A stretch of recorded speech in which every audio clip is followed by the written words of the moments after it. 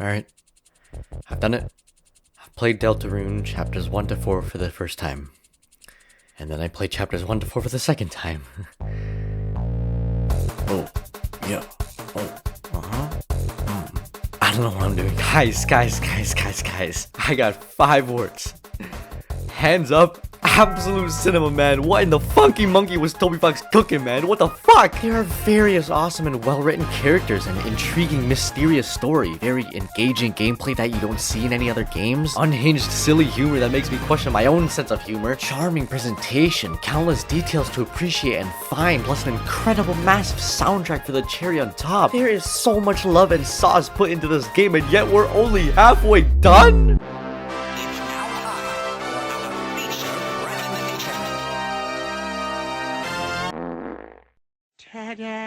This is a graph. I spent a lot of time making this. If you want to know my first impressions on the game summed up in seconds, then take a look at this. We start at average over here, and then we go...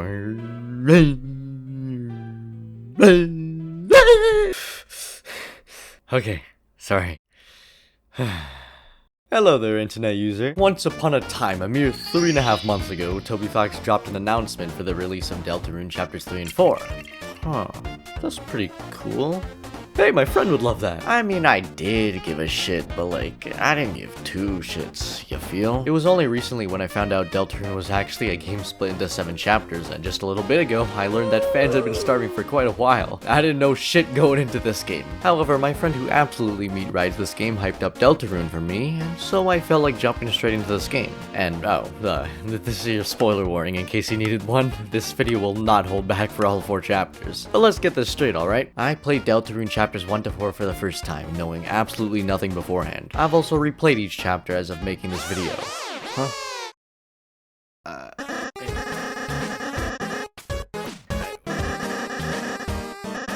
It's okay, Lancer. I've seen it before. It's fine. I apologize if you're looking for some raw live reactions. If you want those, go ahead and type Deltarune Chapters 1 to 4 gameplay in that YouTube search bar, and you'll find a pretty good reenactment. I play games in silence, okay? All the giggling and shit happens in my head or through my facial expressions. But after beating each chapter for the first time, I did immediately pull out Google Docs to write some fresh first impressions. And that's what this video is about. Kinda. Alright, later, man. Just so you know, everything I say is my opinion, and I'm stupid. Very. My singular brain cell stuck in the hollows of my head is fighting a losing battle with itself, so I'm not gonna try to break down or analyze the writing or every little detail like crazy, okay? This is just a dumbass wanting to talk about game he like.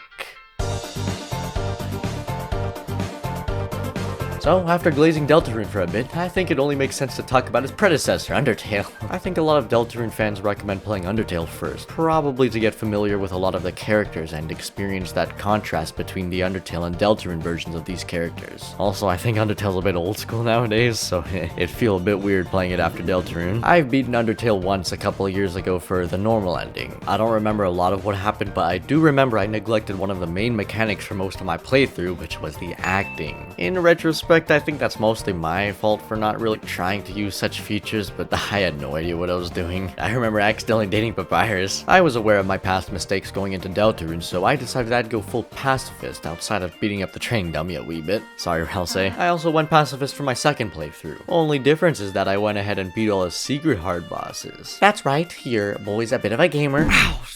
Sorry. I'm just gonna say off rip, holy shit, I gotta play Undertale like this sometime in the future because goddamn the act mechanics make battles so much more interesting, amusing, and just fun in general. But even then, that's just the buns to the wiener sandwich. This is turn-based combat we're talking about here. But that's all blended with bullet hell shenanigans that's sometimes turned on its head or merged with other mechanics for lots of variety. The freedom you get by controlling this heart or soul thingamabobber while dodging enemy attacks allows your opponents to get a whole lot more expressive. Pair that with a consistent flow of comments from both opponents and teammates, as well as these self-reflection analysis type thoughts thingies make battles feel so incredibly alive and immersive. It feels less like the turn-based combat is made for the sake of having turn-based combat, but more like these battles feel like actual canonical encounters that happen in real time. It's just presented very nicely for gameplay purposes. I hope all that made some kind of sense. But something I quickly put together when I first played this game is that, I kinda don't give a fuck about pretty much all common enemies. The highlights of the combat are without a doubt all the bosses and special fights or moments that are scripted to happen. All the Caterpies and Weedles got the same treatment from me as they did in Pokemon. Alright, time to fight my rival. Fuck you, Zigzagoon. Now I gotta go heal. Okay, I'm back, baby. I said I'm back, baby. I mean, I wish I could give these guys the Pokemon treatment. Many of these wild encounters are harder to avoid with all the noodle-like paths, and I can't use repels like in Pokemon. You can't run from battles, and it's harder to outmaneuver enemies. Excuse me, which way are you going? Out of my way, please. I'm just trying to get past you, man. Oh, you motherfucker. If you want to go full pacifist and recruit everyone, which I did by the way, you're gonna have to encounter almost every common enemy you find on your journey. Personally, I love the idea of recruiting enemies, and I love seeing everyone you recruit help you pass obstacles and give new life to Castletown. I just didn't care about the weakling battles for the most part. But you know what? That's okay. It's all good in the hood because common enemy encounters are kept to a minimum. The ratio between actual fun and unique encounters to lesser bull honky doos I don't care about is pretty damn good. Plus, these lesser battles are pretty short. As far as the TP mechanic goes, me likey. It's pretty smart to reward TP for getting close to bullets and such. High risk, high reward type shit. Sparing enemies, guarding for more juice, using spells, or acting in general just flows so well, and you're capable of getting a lot done in a single turn. Well, let's look at the spicy stuff, or in other words, the bosses slash special encounters that, you know what I mean. How about this chip dog guy that don't skip leg day? One of the first bosses of the game. My first impressions were good. I like this boss a lot. You're supposed to keep bowing at this guy to wiggle his crown off while facing the wrath of his legs. You're encouraged to act instead of fight because fighting actually powers him up. Just like pretty much all boss encounters, the solutions get pretty wacky and silly. Attacks vary a lot and are very pleasant to watch or avoid, even if pretty much all you're doing is selecting the same act options over and over and healing occasionally, because holy shit, dodging attacks is a lot harder than it looks. Maybe I've been needing to heal a bit more than occasionally and clench my booty cheeks here and there, but you get the point. Variety is the spice of life, or something like that. Whether it be dodging, lancer riding his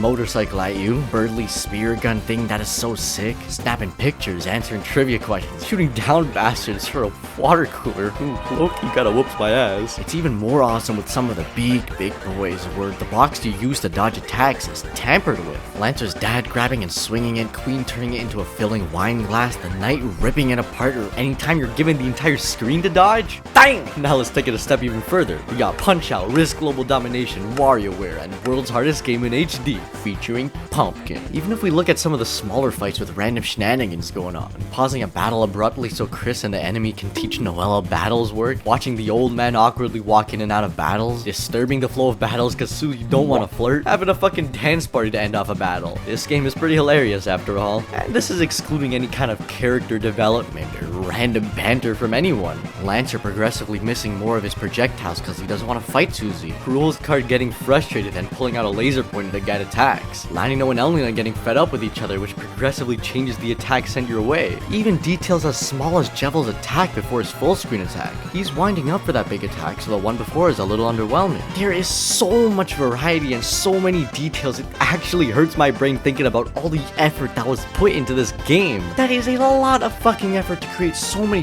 bosses and fights with unique attacks, designs, mechanics, dialogue, progression, presentation, jokes, music. Thank you. Thank you, Toby Fox and friends. Well done. And also my condolences for the massive project you guys have dedicated so much time to, and so much more time to come. I totally understand why these chapters take so long to make. That is a lot of shit to code, design, come up with, and just execute effectively. And that's just the combat. Let's pretend that entire part of the game does not exist for a minute here. The amount of love put into the details, unique interactions, or outcomes, or just anything you can interact with is insane. And I'm sure there's a ton of stuff I still don't know about. There's so much you can learn about so many characters and topics from others. You can visit Ralsei's room in chapter 4, which is optional, but then that will result in Susie picking out bits of furniture later in the chapter. You get a mini codex for all enemies you recruit, and you can kinda move them around, providing more unique dialogue. You can pick up a piece of this guy's destroyed cake, repair it, and bring it back to unlock infinite cake. You can play actual songs on this giant organ, resulting in unique dialogue. Creating the ultimate thrash machine carries over into future chapters, which is sick, and oh, that reminds me. Pop quiz, alright, do you have any idea what happens if you don't pick the duck build? No? Let's be honest, we all picked the duck build. Dude, let me have this, man. Depending on what you choose, the Thrash Machine changes its attacks, and it changes its stats for the Queen boss fight. Okay, round 2, true or false? If you choose to have a tea party with the gang, or go to the diner with Susie, you can meet Noelle for some exclusive dialogue.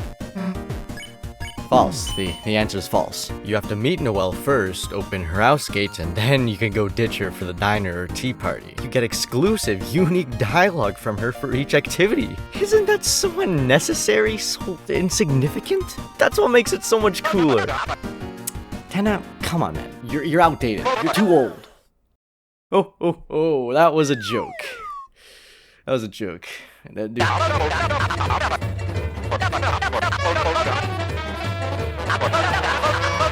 What? The entirety of Chapter 3 is loaded with unique little interactions and bits. Even ignoring all the goofy shit that happens outside the game show, it is so fucking cool seeing all the various shenanigans that happen between the gang and with Tenna. And we'll just ignore the fact that Tenna is fucking 3D, and all his animations, and his intro, and his... Okay, I don't have time for this. You really get to play with a bloodthirsty goofball and a dude who has no idea what he's doing, rather than playing on your own or with 2 NPCs. You're also capable of exploring forbidden grounds while Tenna isn't with you. I didn't realize that until my second playthrough. That's so cool. Even in the motherfucking menus, you get custom dialogue whenever you equip or unequip stuff, or even try to equip shit you can't. Susie actually stops you from unequipping from her and refuses to use certain items like these ribbons, which is very in character. There's even some continuity when you try to equip her with an upgraded fused version of this ribbon. You can see and interact with the Lancer and Rules card in the key items menu. You actually have to come here and take out Lancer to progress the story in Chapter 2. Did you know you can access an entire optional segment plus boss fight featuring mouse controller voice recognition, and unlock a few minigames? Yeah, it's in the mic room. The code is found through the letters on a phone keypad. You can't get this from an egg. Ow, I mean, you can't get this from most other games. I love how many funny and cool Easter eggs you can experience by playing the game a little differently. Like first time in a Chapter 3, alright, Tenna says I got 3 letters to choose from.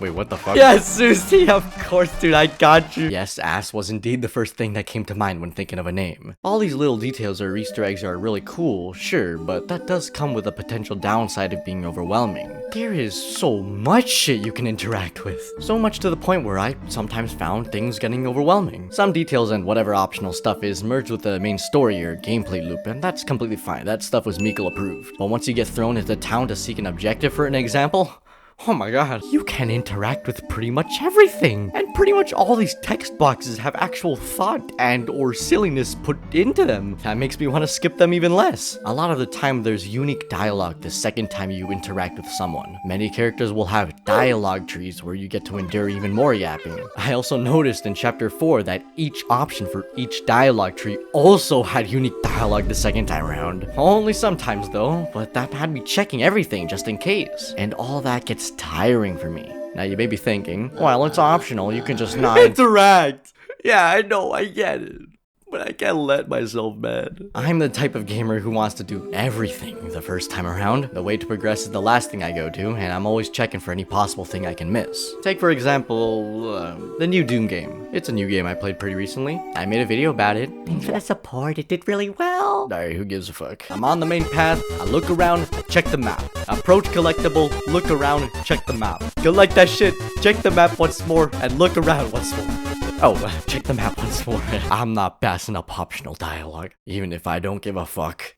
And just out of habit, I guess. I never know if there's gonna be another funny moment or Easter egg. I'm very stubborn like that. If I found out I missed something cool, chances are that will get me angry. And I'm a very slow gamer. So you can imagine what the end of Chapter 1 may have done to my sanity. According to my first impressions notes, I was generally feeling pretty whelmed with Chapter 1. Aside from the music and Susie, nothing really stood out to me too much. It had its special moments, it was pretty funny, I had fun. And as a side note, I definitely think Chapter 1 is the weakest chapter even after replaying it. But yeah, I stalled out Lancer's dad, sealed that gushy boy up, and oh my god, this place is huge. I spent an entire hour going through that town. Let's just say, it did not leave a good impression on me. The main highlight I see coming from all the interacting is the world building. There's a lot of stuff going on in town, but I suppose it only makes sense to realize that after talking to so many people. This town feels so alive.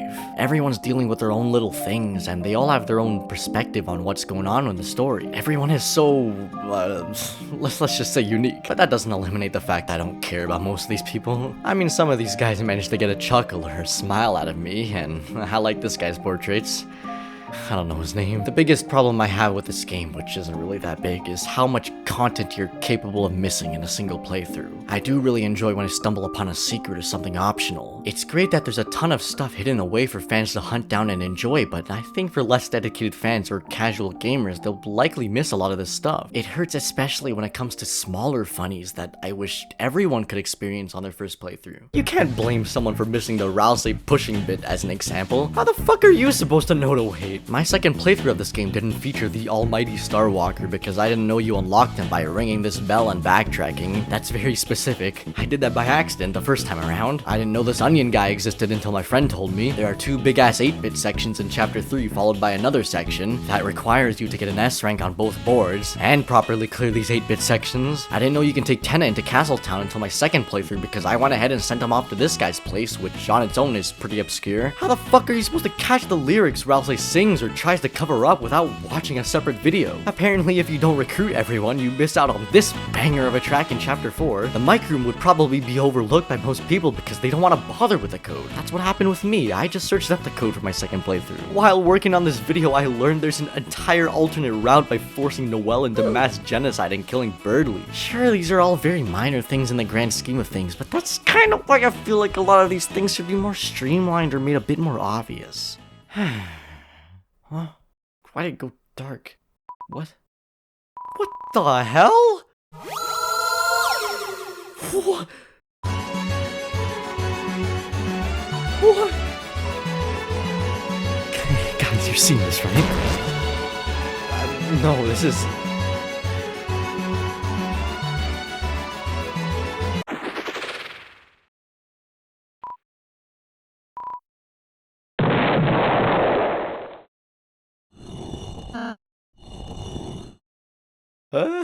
Okay.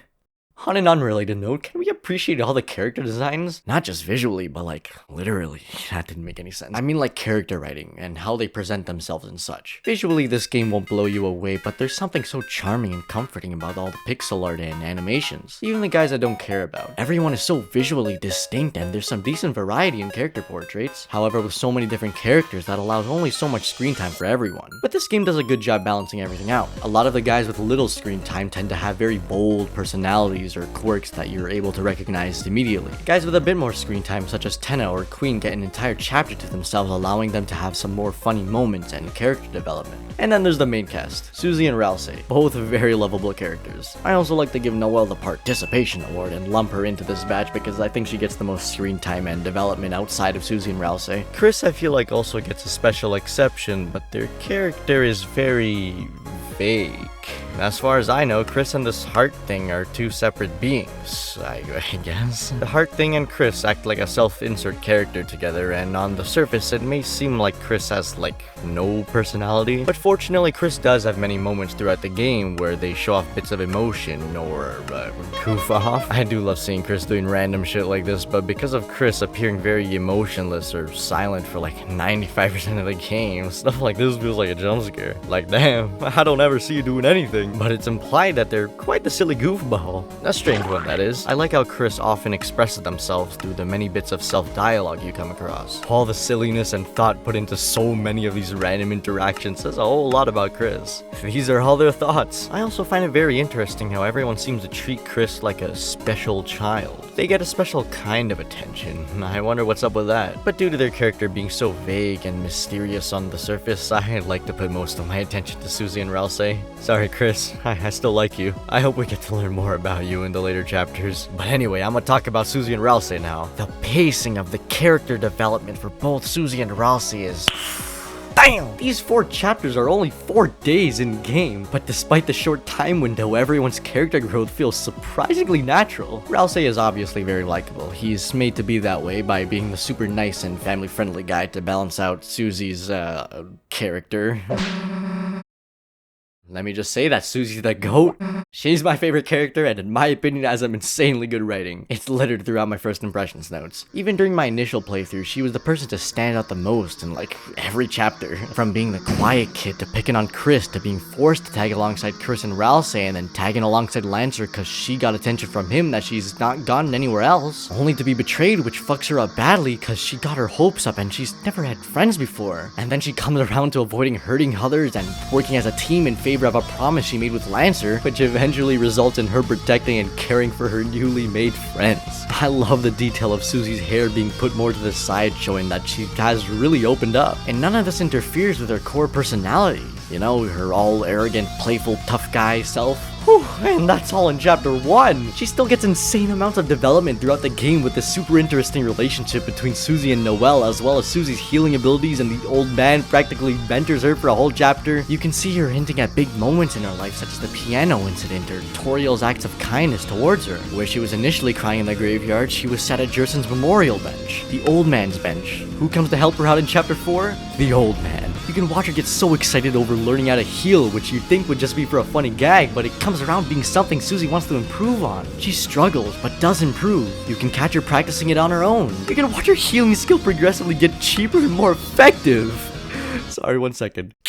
Crazy, man. Unfortunately, I don't think Ralsei comes close to matching Susie's character development. As much as I love the guy, he doesn't get as much special moments as Susie does. He also gets more monologue style moments instead of more natural moments of development. Like Susie with puzzles, for example. She hates them and avoided them. She still does, but she was forced to stick around with the gang to get through roadblocks and eventually is forced to solve a puzzle with assistance. And would you look at that, she manages to solve a puzzle on her own after that. She slowly learns that teamwork is the way to go.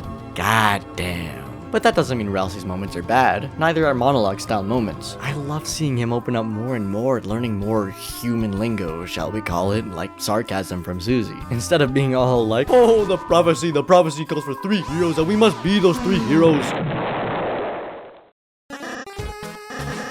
Yeah, thanks for that, Lancer. Alright, goodbye. Ralsei starts off yapping all about the prophecy, then he learns to be more chill, developing his own interests, opinions, dislikes, etc. He even slowly drifts away from the prophecy. He has all this knowledge and supposedly knows what will happen and when, but look at him stand against that. He thought Titans were unstoppable killing machines, but we took one down, man. You can see him have hope after the Titan fight, even if he's coping real hard. It's so heartbreaking to see my guy break down because of his overwhelming amount of knowledge he never asked for. This scene between Ralsei and Susie is...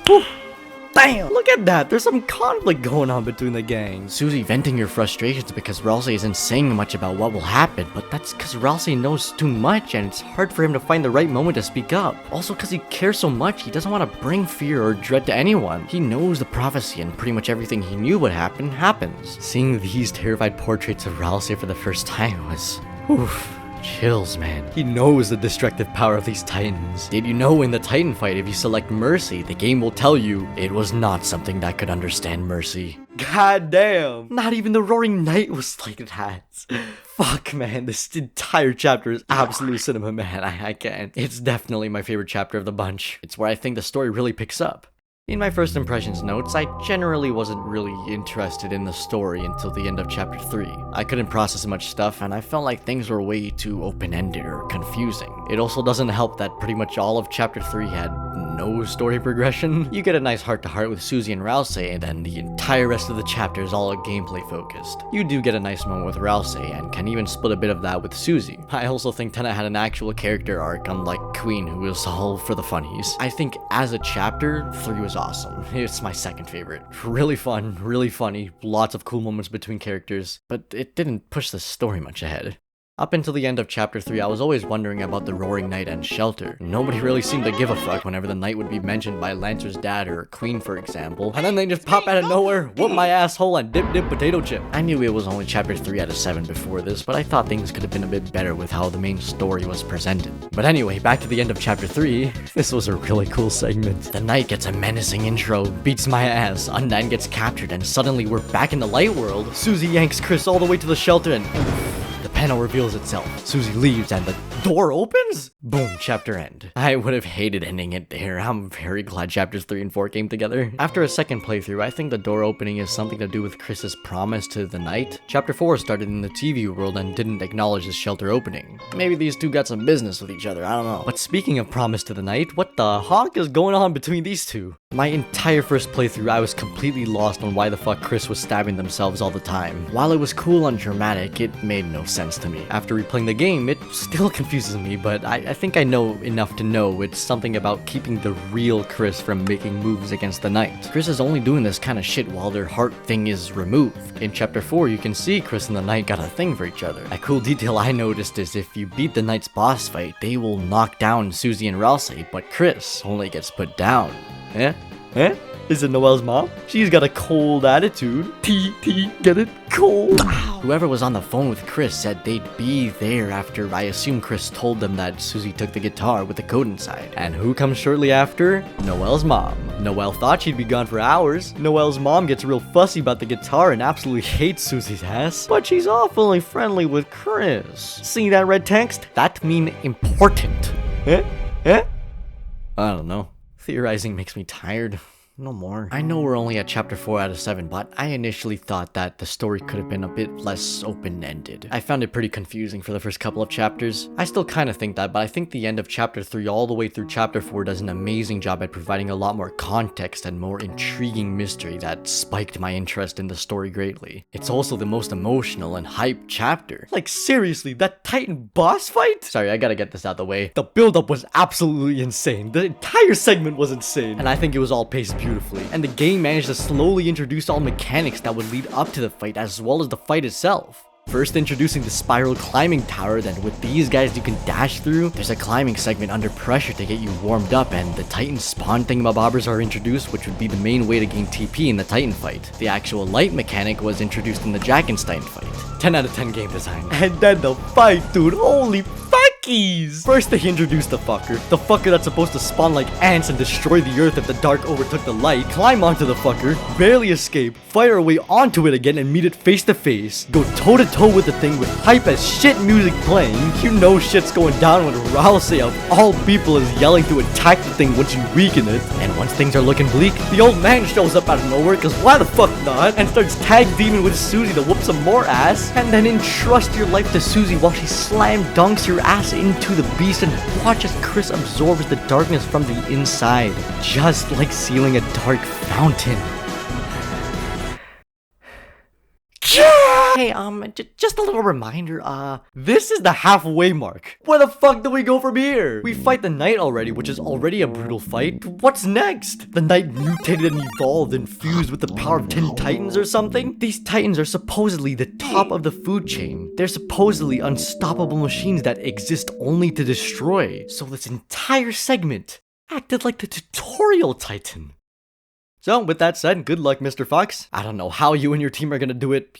You'll probably end up doing it, but good luck topping that. And while I'm meat riding your game, this is one of the best soundtracks I've ever heard in a video game. Whew, that nice. That felt good. How long did it last? 28 minutes? Not bad. This soundtrack is overflowing with sauce. That's an understatement. This is 100% a top 5 video game soundtrack for me at least. I don't know what the other 4 would be. Actually, scratch that. I know what number 1 is, but I don't know about the rest. Deltarune belongs here for sure, though. This soundtrack is absolutely loaded with so many banging tracks that match so many different moods or themes. Over 160 goddamn tracks, and there's still 3 more chapters left. Holy shit, juice.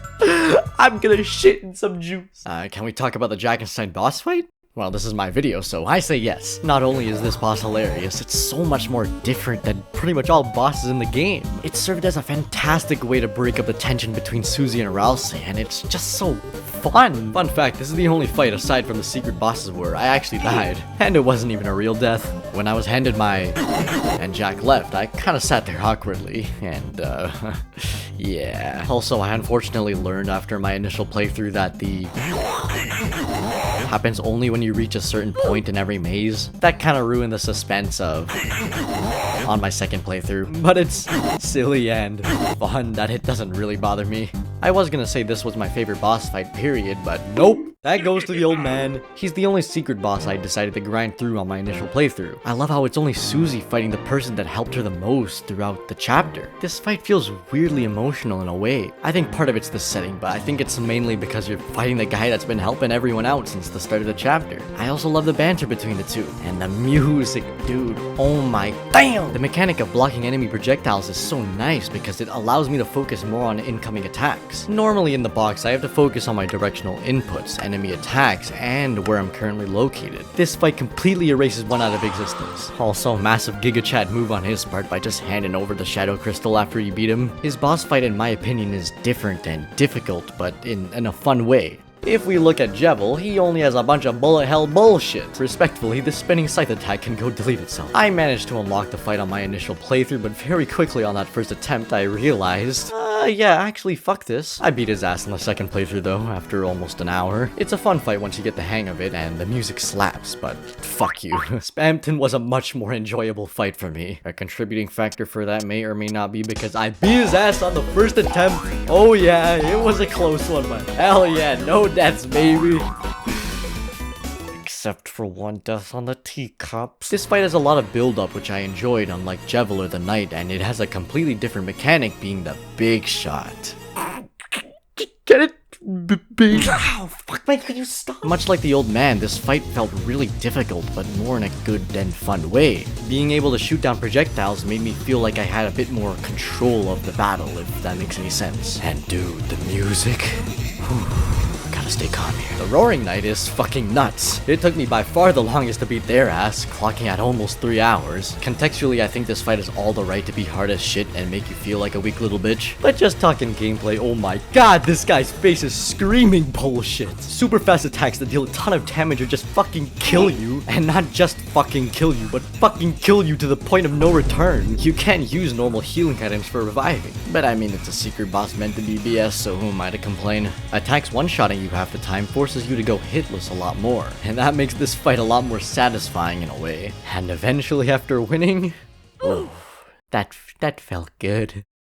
Alright, I've hit that point in the script where I have no idea what else to talk about, so I'm just gonna gush about random things. Huh? Queen? What? You know my name? No? Can you go away?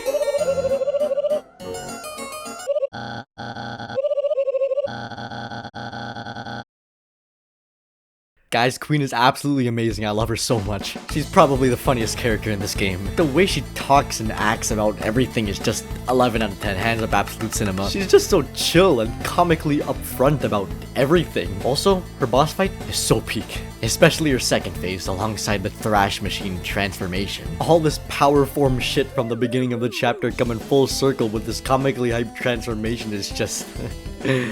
God damn. Believe it or not, I actually didn't like Queen at first. I have no explanation why other than I was tired for my first play session. I guess I wasn't in the right state to click with her mathematical wavelength because on the second playthrough I was having a blast. I love Tenna. Personally, I think his humor is hard carried by how the game presents him, but come on, who wouldn't love this guy? Also, remember how I said Queen's boss fight was peak? Tenna's is even more peak? Just looking at pure gameplay, this is probably my favorite boss fight. All the minigames plus more blended into a WarioWare style fight made gameplay vary so much. Also, I love the extra step taken to make a rhythm version of Tenna's bangin' boss theme. The game just determines what point of the song you're at and then plays that point of the rhythm game for a certain amount of time. It's so cool. I remember pushing through that last segment of the boss on so low HP. It was so hype barely taking Tenna down.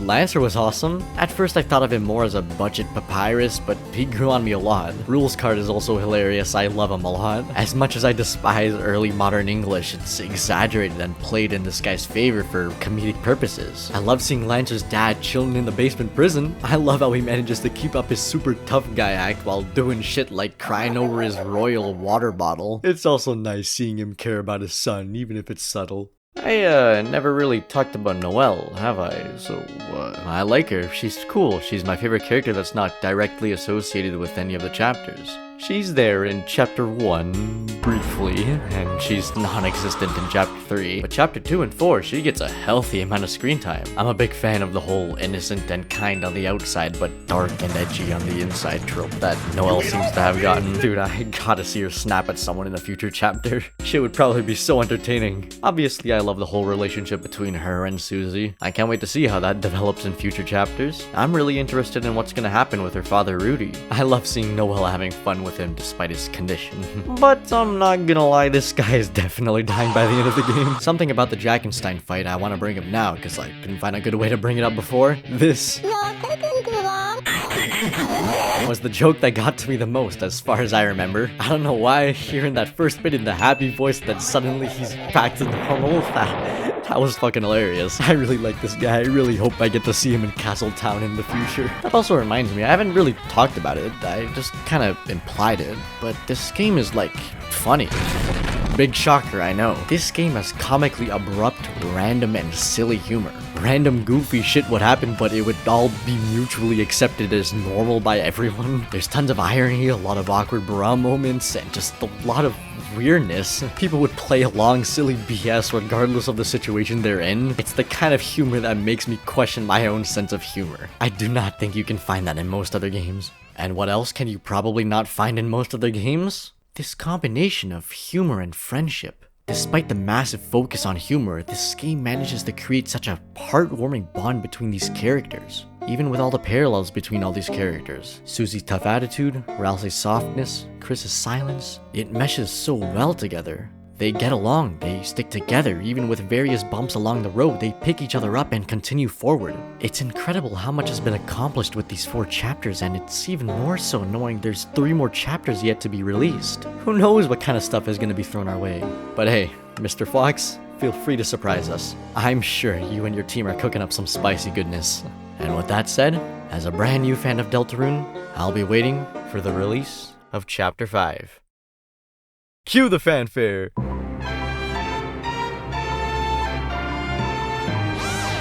Hey, wait!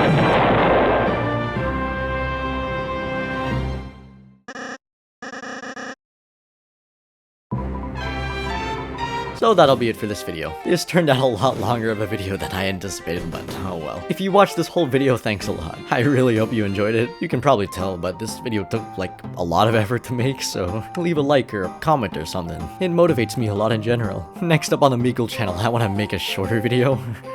At least I hope it'll be a shorter video. Game of choice will be Doki Doki Literature Club. It's a pretty short game I played pretty recently, and I want to make a video on it. If you haven't played it, you should try it out. It's free. It's a very innocent and happy game, 100%, trust me bro. Anyway, that's all from me. Have a great day, internet user. Thanks for watching.